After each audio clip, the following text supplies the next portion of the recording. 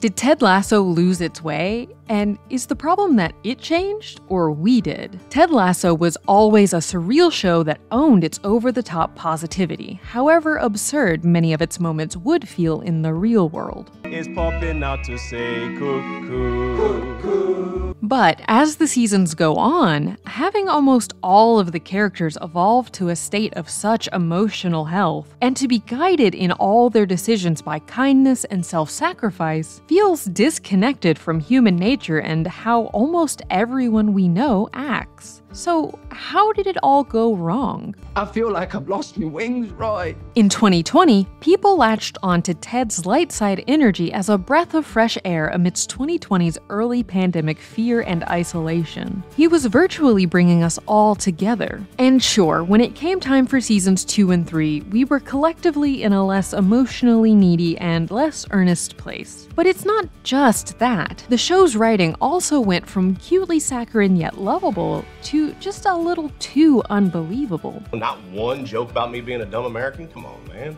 Sitting there. I mean, I'm so dumb. There were structural story problems too. The narrative setup of season 1 benefited from the brilliant twist of Rebecca being out to secretly sabotage Ted. In a show that's this upbeat and optimistic, it's crucial to have some antagonism to avoid descending into a parade of non-stop sugary sweetness. And what was so great about Rebecca plotting against the show's hero in the first season is that Rebecca herself is entirely lovable, and has been treated horribly by the husband who betrayed her. So this created a difficult tension for us, the viewers, as we were encouraged to root for both hero and antagonist. When Rebecca finally comes around to the Lasso way, we're given the satisfactory, happy outcome we've been made to long for. You got a little love in your heart. There ain't nothing you can't get through together. But after this point, there's a surplus of kind, healthy characters, and the show increasingly has to rely on Rupert as its long-term villain. The problem is, he's a cardboard cutout of evil with no humanity left in him. But in all seriousness, I do wish you the best.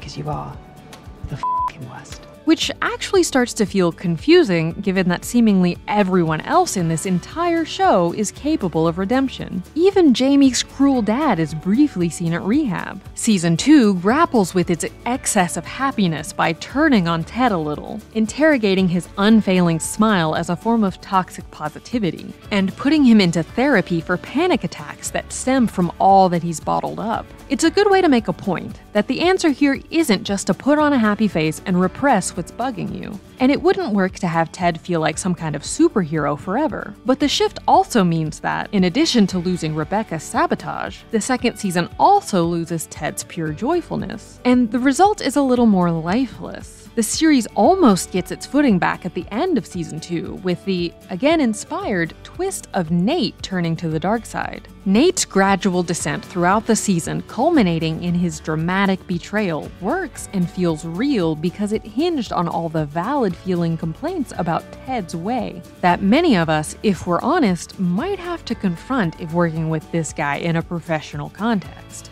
For me, success is not about the wins and losses. It's about helping these young fellas be the best versions of themselves on and off the field. Yes, he's inspiring, but he doesn't really bother to get that knowledgeable about the sport he's coaching. Look, man, I'm not a great coach. Probably ain't. And he ends up getting credit for other people's more arduous work. Nate's biggest complaint about him is that, as a father figure, he shows up and gets everyone excited, but then might disappear and not remain present. Yet, while Nate's turn to the dark side is a great moment, the third season squanders it. Nate pretty quickly realizes his mistake and abandons all his vanity and ambition. It's just a question of when he'll get back to working for Ted. I'm sorry. Buddy. Mannion is so obviously abhorrent that Nate can easily see through Rupert's attempt to screw up Nate's relationship with Jade, a hostess just like Rebecca was when Rupert met her. And while there's one episode that shows Rebecca briefly breaking through Rupert's evil by recalling the person he used to be, after she rejects his advances, he reverts almost right away back to being a cardboard sleazeball. Ted Lasso tries to be the modern Star Wars, applied to real life. or something like real life. Ted embodies the light side. He's entering a sphere that's governed in large part by dark side forces like status, cynicism, and aggression. And while at first, Ted's ideas strike people as a little silly, they're also infectious and winning, turning the little ecosystem around Richmond into a utopia of mentally healthy, kind, enlightened friends. The party will now have an open bar and live band karaoke! Just like the little chairs all flipping over to match Ted's color in the title sequence, all the other characters around him illustrated that when you started to live more like Ted, you felt better about what you were contributing to the world. Over the seasons, this Star Wars analogy becomes even more explicit. The football world's dark side equivalent to Emperor Palpatine, haughty Rupert Mannion is seen in dark robe-like clothing befitting a Sith Lord, amidst intimidating interior designs like his office that's modeled on the Emperor's throne. Like Darth Vader, Nate briefly turns to the dark side, and the 3 seasons loosely echo the original trilogy, with the Darth Vader figure's redemption arc, the darkest moment at the end of number 2 that the show creator said was modeled on The Empire Strikes Back, and an overall feeling of scraggly rebels rising against unlikely odds and more polished, richer teams. But at times, these contrasts between West Ham as the dark side to AFC Richmond's light get heavy-handed, cartoonish, and repetitive. At the beginning of Season 3, at Rupert and Nate's press conference, the grandiose language and disdainful attitudes— What's overwhelming is the confusion I feel when someone's so intelligent looking at such a stupid question. —are intercut with Ted's decision to take the Richmond team down into the sewers supposed to exemplify his humility. Y'all's brains are basically London in 1857. They're blocked up by other people's dookie. Y'all need to make an internal sewer system within yourself. But is this strange choice really a better use of their time than practicing? Then, in Ted's own press conference, instead of bragging about his team or fighting back as Rebecca wants him to, he praises Nate and makes fun of himself. It again drives home the point of Ted's dogged nonviolence and lack of arrogance, but it also just gets tough to buy. And are we truly seeing something we can model in this now predictable behavior from goofy St. Ted? I'm so dumb that the first time I heard y'all talking about Yorkshire pudding, I thought it was a fancy word y'all had for dog poop. We often hear a lot about how charming Rupert supposedly is, though, and in real life, the dark side can be incredibly charismatic and seductive. Things like money, status, winning, dominating others and proving them wrong, acting out some petty grievances or spite. We might not like to think of ourselves as being driven by these things, yet most of us are to some extent. And hyper-successful people perhaps most of all. There are statistics that CEOs are far more likely to be psychopaths. Take him out.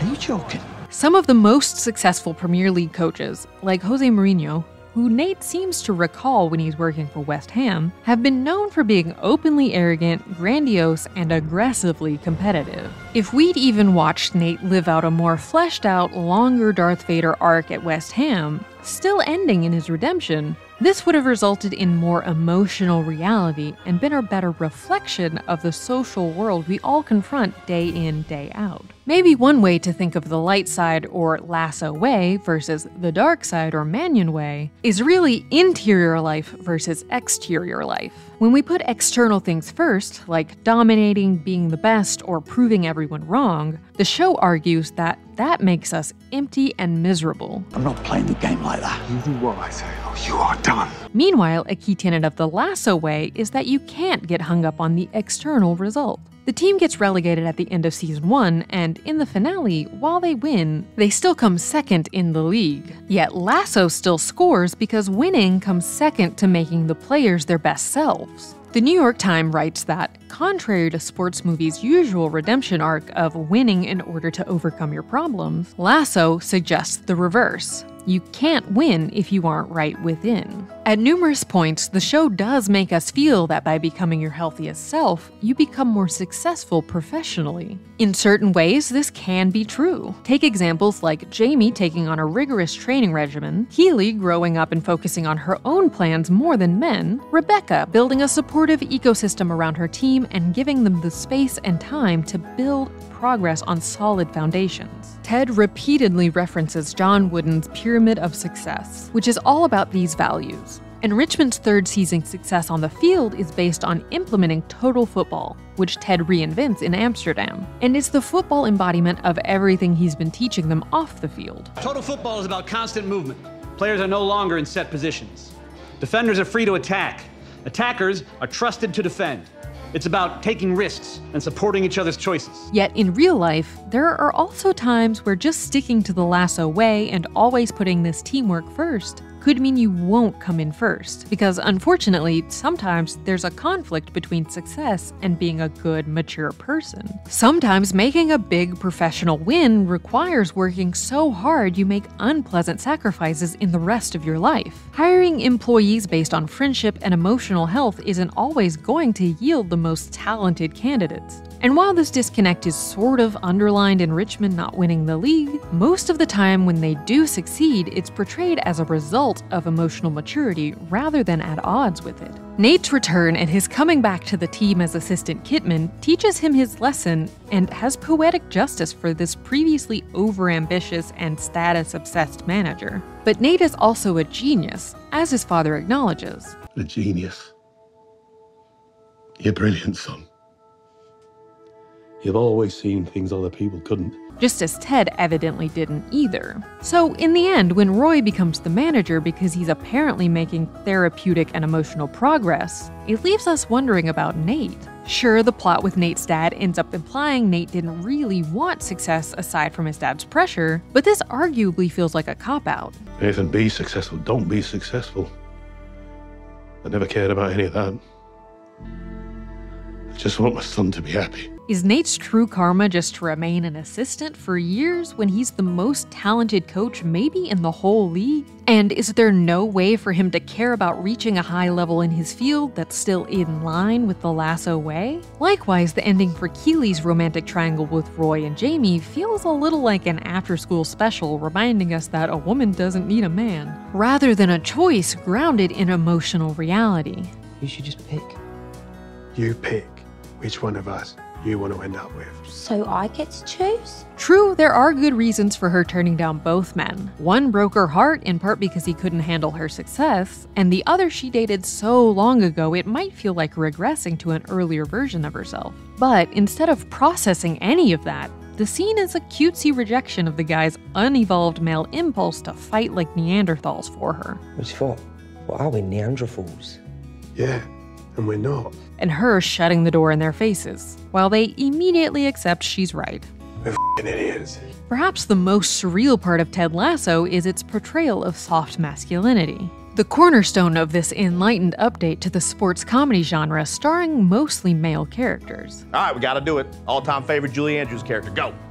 Maria. Resolute as always, coach, what do you got? Eliza Doolittle. The Lasso Way showed countless tough football players opening up, getting in touch with their feelings, and being there for each other. Whether through the coach's Diamond Dogs informal sharing sessions, men benefiting from therapy, or the locker room scenes that are pretty much the exact opposite of what we assume most locker room talk often sounds like. Delete every single picture and video that you've ever been sent, now! Professional footballers, it could take days. If not weeks. Now! As the New York Times observed, masculine icons in real life are more often preaching toughness, but the men of Ted Lasso are sensitive and horrified by revenge porn. They are thoughtful and sympathetic, and in 2021, the series scored a Peabody Award for offering the perfect counter to the enduring prevalence of toxic masculinity, both on-screen and off, in a moment when the nation truly needs inspiring models of kindness. At times, it's just a little too hard to buy much of this portrayal, but arguably, as the Times writes, the show's greatest success is making an alternative, soft masculinity seem possible and worth pursuing, even if it remains a fantasy. In the end, Ted returns home like Odysseus, having been victorious overseas in battle but stayed away too long. He turns down an amazing offer and leaves his new home he's built for himself, because his son and former wife, who's, like Penelope, plagued by unworthy suitors, need him back, and that's where his heart is. The final episode is all about this concept of home, as each of the characters find their version of family. Rebecca finally feels her prophecy came true as she decides to stay with Richmond and become known as the club's mother, while at the last second it's also hinted that that she finds a literal family when she reunites by chance with her flame from Amsterdam via his daughter. Keeley finds a way to spread the impact of her and Rebecca's friendship by proposing that Richmond start a women's team. We see friendly barbecues, Nate at his favorite restaurant, Sam getting to play for Nigeria. Even as the writing quality could vary, there are some beautiful ideas in this dogmatically earnest show. Like that the process matters more than the results. Lasting motivation is unlocked not through hating someone, but through accepting yourself. And that whatever you've done, you are worth forgiving. It's a world where good behaviors are always rewarded and bad ones punished. Not necessarily in external results, but in a person's own soul. The finale episode lands on telling us the answer is a mix of self-acceptance. I don't think we change per se, as much as we just learn to accept who we've always been. And the will to change. No, I think people can change. And they can. You know, sometimes for the worse, and sometimes for the better. Ted gives Trent the one note on his book that it shouldn't be called The Lasso Way, because it was never about him, and Trent obliges by renaming the book The Richmond Way. It's fitting because only the first season really felt about Ted.